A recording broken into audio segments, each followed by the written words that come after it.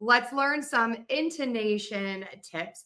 My name is Jennifer Tarl, and I'm here with Tarle Speech. And we're going to learn 3 tips today to sound more confident and clearer when you are speaking American English. All right. So, what is intonation? Let's talk about that first. Intonation is the melody and the rhythm of, let's call it, the bigger sentence structure of English. And so that is when you hear the that sort of rising and falling of pitch. You might hear something that goes at the end of a sentence, or at the end of a sentence. So all of those are ways that we are going to change sort of that musicality of speaking. If you were here last week and we talked about stress, that is also playing a part in all of this, is the stress patterns.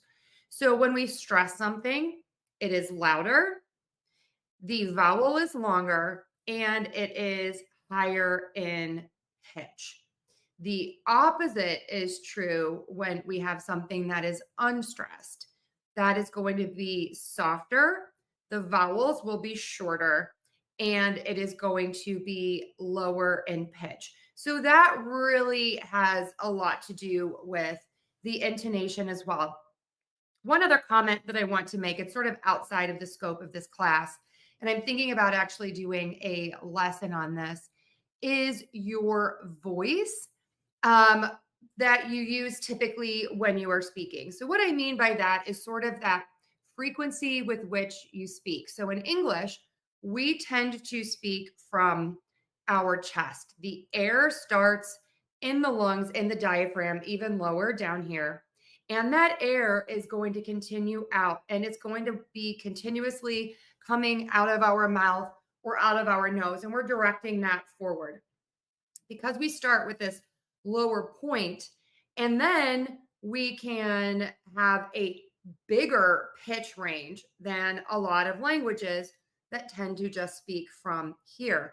When you just speak from here, the pitch tends to have a smaller range.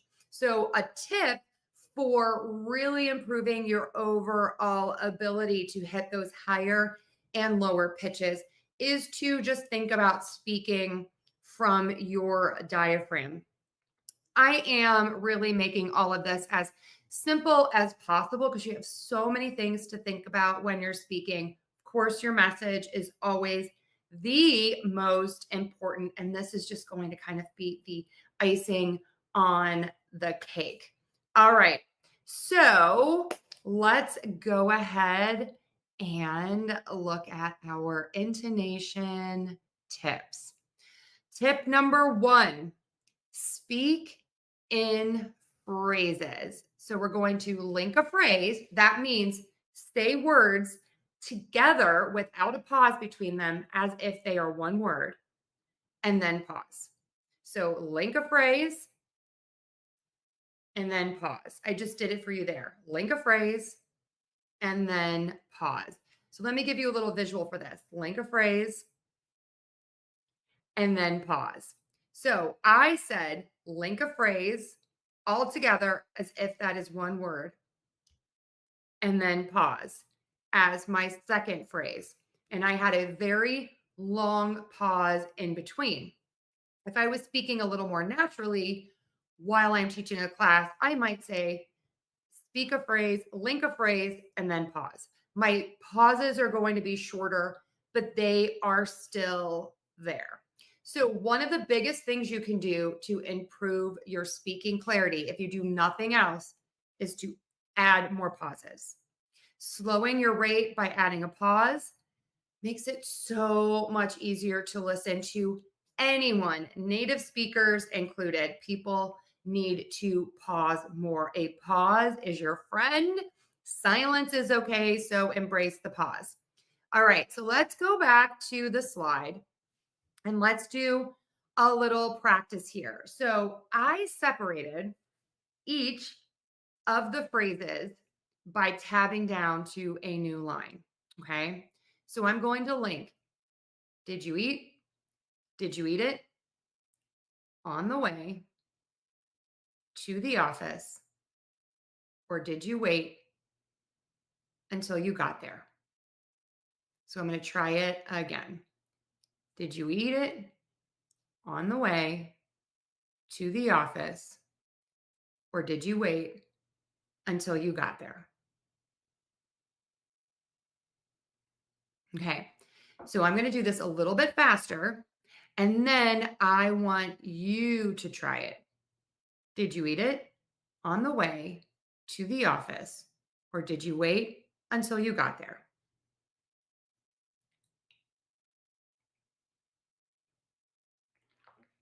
All right. How did you do? All right. Once you kind of get into a rhythm, this will be so much easier. So you can think of this in a few ways. You can think about it as a phrase. You could think about it as a thought, or you could think about it as like, I'd say 3 to 4 words. That's typically when I pause. Okay. So you will get into a rhythm when you are speaking and you will know when to pause. If you are new to this, you can read something and really pause at a comma and then stop at the period at the end of a sentence. That's really, really helpful. I also use this technique when I am teaching my individual students, and I will share my screen, have a paragraph up, and we literally go through it together and then make a new line, just like I did on the slide, where you are going to pause. That exercise usually really helps people to kind of get into this new rhythm. So let's try this one more time. Did you eat it on the way to the office, or did you wait until you got there? Did you eat it on the way to the office, or did you wait until you got there? All right, very good. So we finished number one, speak in phrases, link a phrase, and then pause. All right. In these phrases, you might be hearing something else. And what is that? It's always kind of elusive to my students who don't use this type of rhythm. What I'm doing is I am picking a focus word. I am picking one word in my phrase, and that one word is going to be my stressed word. All of the other words are going to be unstressed. Typically, we are going to choose a word to stress that is something that we can visualize or kind of make a movie in our head. It is usually a noun, an adjective, a verb, or an adverb. Those are sort of the content words. Those are our focus words. The words that more or less give us some grammar, those are called function words. And you can stress those words. You can really stress any word that you want to make a point, and you're going to see that in a minute. But those words are typically unstressed. And so those words are going to be reduced and have the shorter vowels. A great way to think about this is to practice your articles, a, an, and the, with a noun. The noun is typically the stressed word. So I don't say the phone. I'm going to say the phone. Phone gets the focus. That gets my stress. It's louder, longer, and higher. The is going to become unstressed, and that is going to be lower, softer, and quicker. Pro tip, usually we use a schwa a lot when we reduce words in a sentence. So I don't say the phone. I can say that, but I most of the time will say the with the schwa, the phone. Same thing if I say a cup. That's the schwa. I can't find anything with a vowel that it starts, but if we were going to say an apple, I don't say an apple.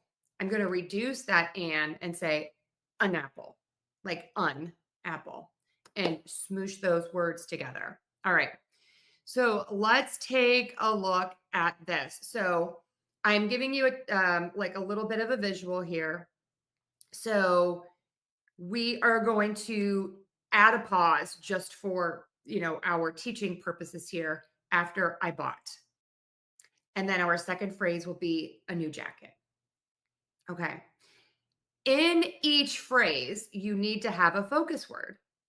So your focus word can change depending on the meaning.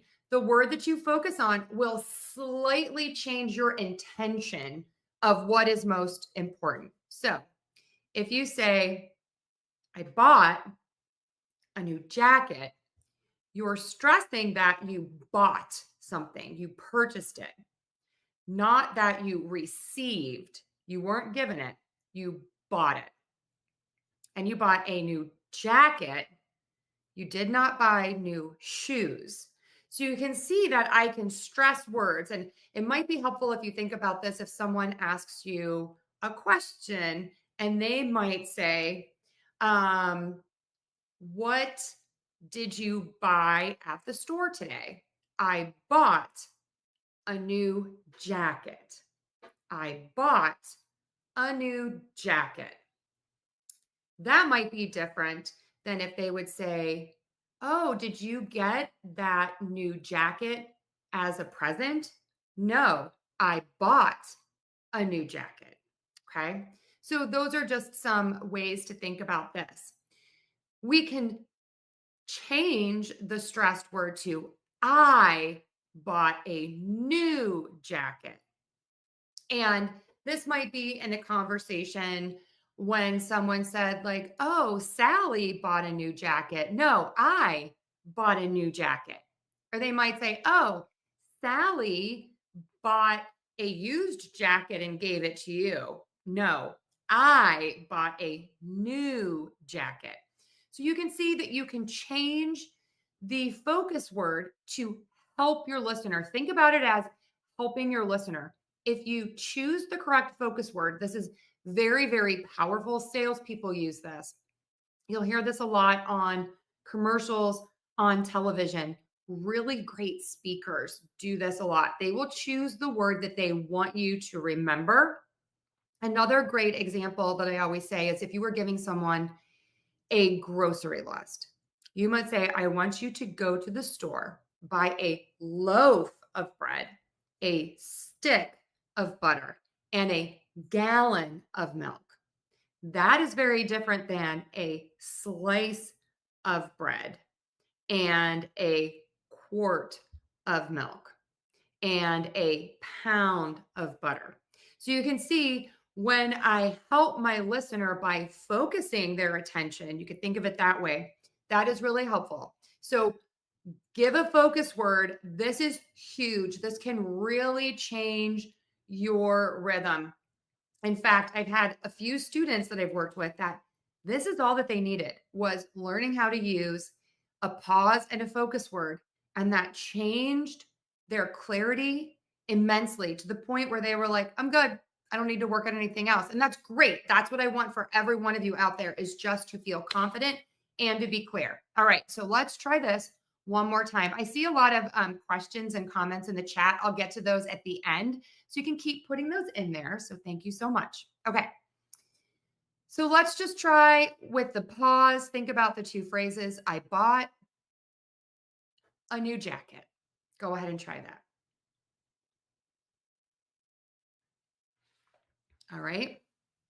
And now let's use a focus word to change this up a little bit. I bought a new jacket. I bought a new jacket.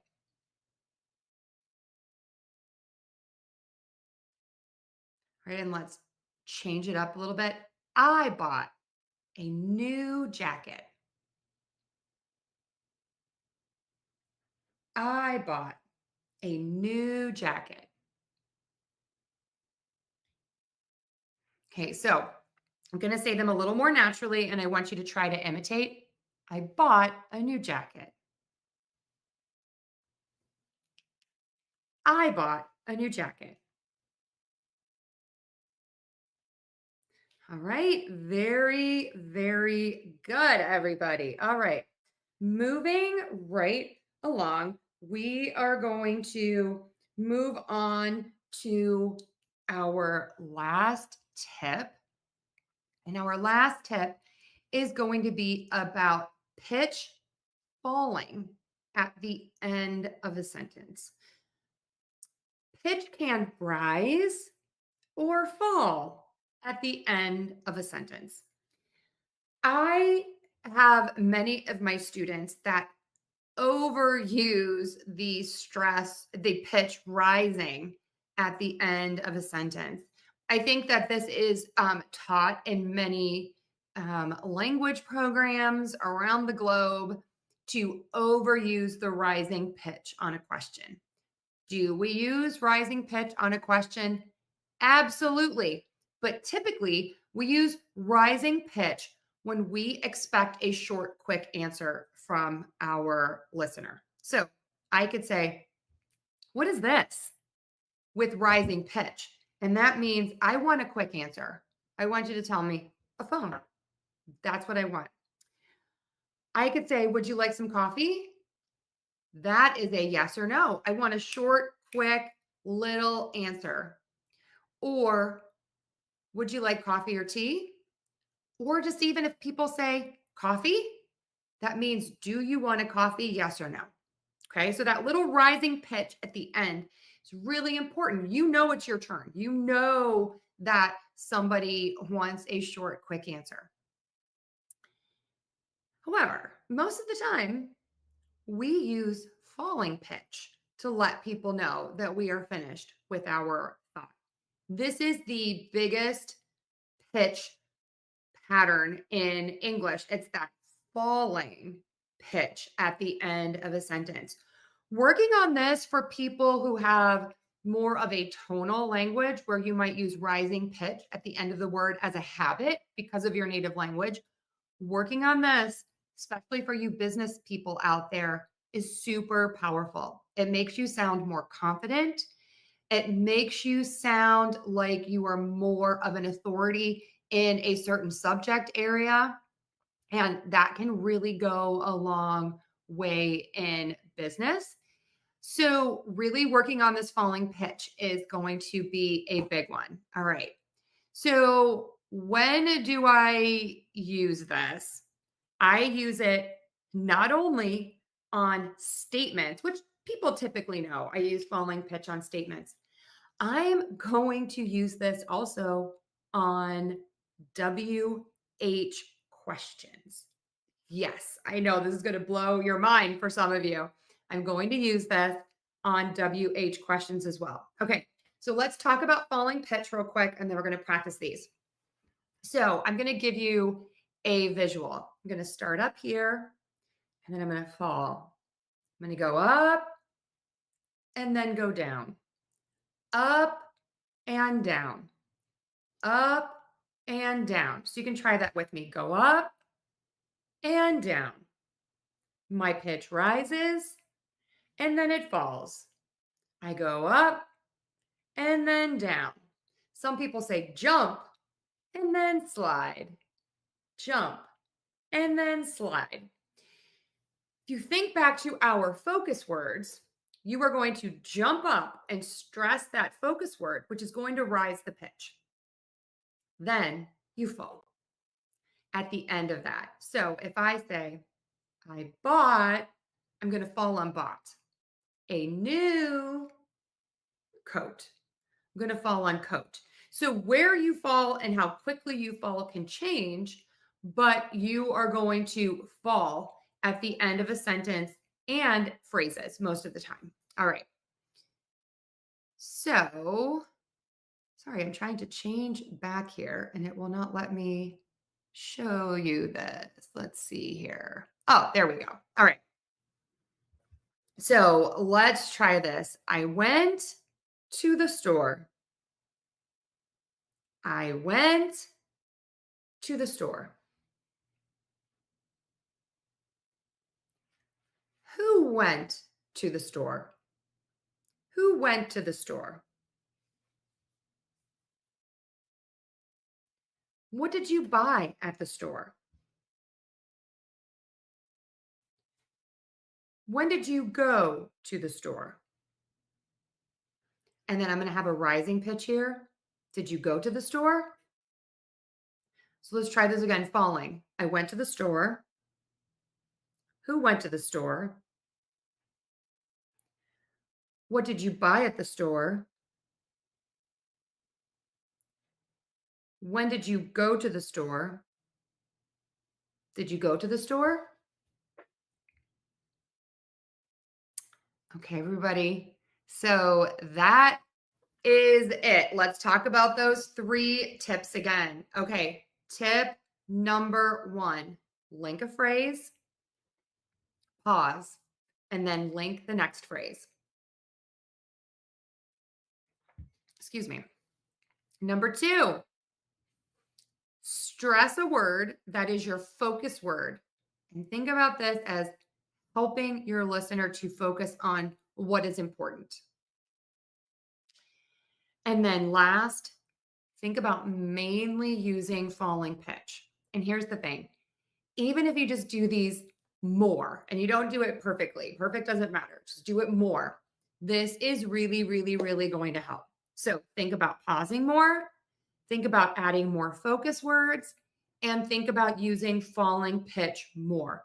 If you just increase how much you do all of these things, that is going to be super helpful for your listener. They're going to be able to understand you more and they're going to want to listen more because you are helping them to remember what you are saying, to process what you are saying, and you are giving them a little bit more time to think.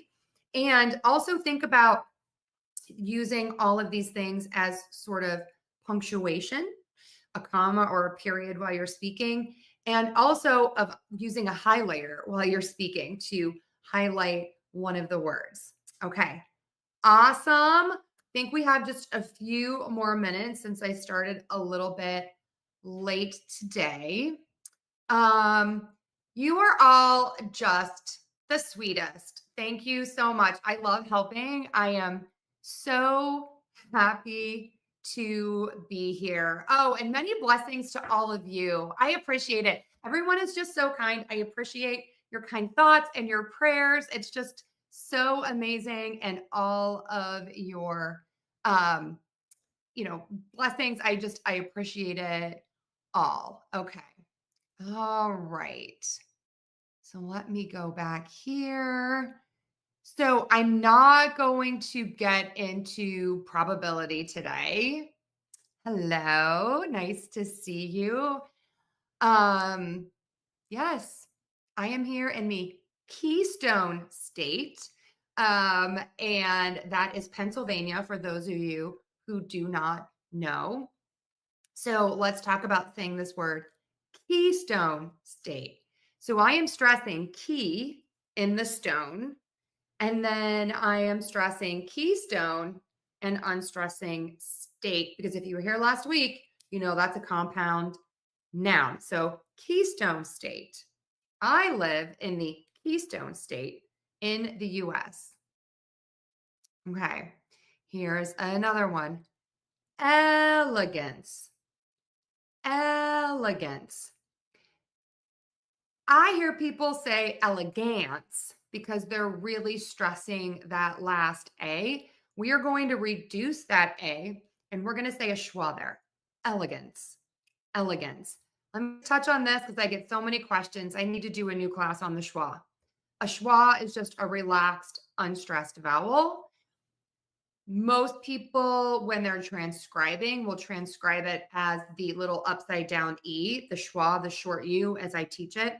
But regionally, and even I do it, you can say like you hear in pet, like you hear in pit, or like you hear in put, because it's more about being relaxed and being unstressed. And always remember as well that sounds will impact the other sounds around it. So if you have a very open sound first, you might hear a different little bit of a difference in the schwa sound, as opposed to if you hear a very closed sound before, you might hear a more closed schwa sound. Hope that wasn't too confusing. Okay, great word. Coliseum. So I'm going to call you on the phone, call and then seum. Coliseum. Coliseum. Coliseum. Okay. Lots of question for the word exploited. Exploited. Exploited. I am saying did at the end because I am using a flap T there. So my T sounds like a super fast D. Okay. We're going to end on just this really beautiful comment for today. Thank you so much, everyone, for being here. Have an amazing day, everyone. Thank you for being here. Take care.